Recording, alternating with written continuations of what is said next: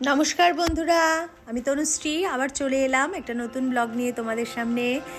আজকে জন্মাষ্টমী, আর এই দেখো আমার গোপুসোনার পুজো হবে আজকে। গোপুসোনাকে এখন সাজানো হচ্ছে, সমস্ত কিছু আঁকা হচ্ছে, ওর চোখ মানে তিলক করা হচ্ছে, ওকে সব কিছু করে গোপুসোনাকে তৈরি করানো হচ্ছে।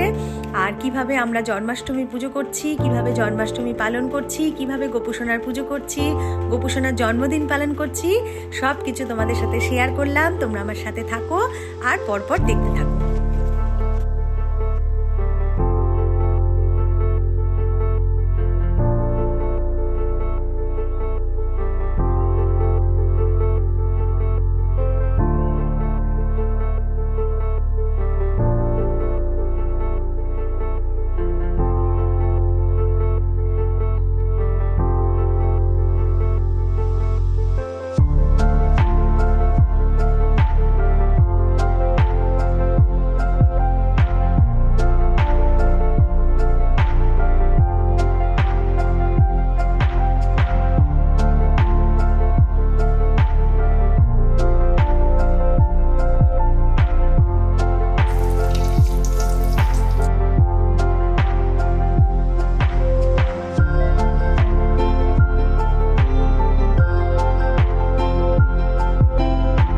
প্রথমে গোপুসোনার জন্য রান্না করতে চলে এসেছি।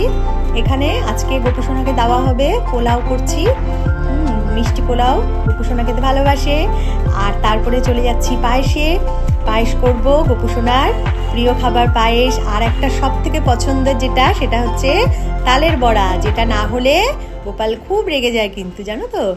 তাই তালের বড়া করতে চলে এলাম। দেখো, তালটাকে প্রথমে খুলে নিয়ে তালটা থেকে ওই ঘষে তালের কাতটা বের করে এবার তালের বড়া গোপুসোনার জন্য করছি। চলো আমার সাথে থাকো আর পরপর দেখো আমি কিভাবে রান্নাটা করছি।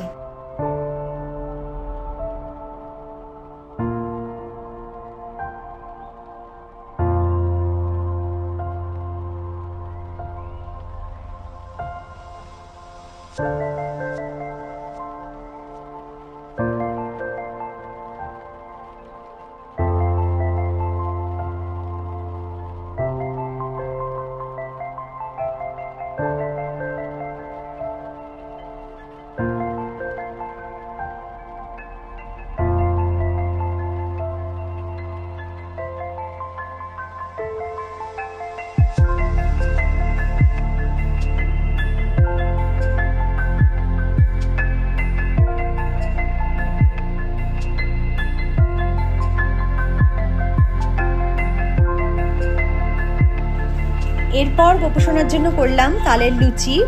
তালের কাত দিয়ে ময়দাটাকে ভালো করে মেখে সেটা দিয়ে লুচি করা হলো।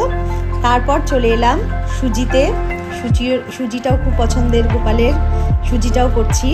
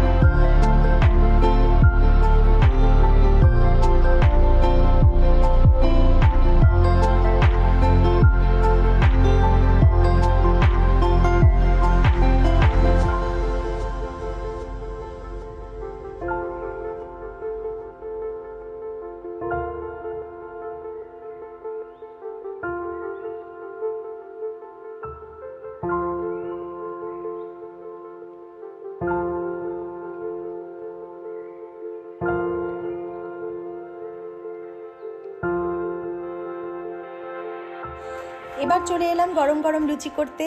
আর তার আগে তোমরা দেখেছো 5 রকমের ভাজা হয়ে গেছে, তালের বড়া হয়ে গেছে। এবারে গরম গরম ফুলকো লুচি হচ্ছে গোপুসোনার জন্য।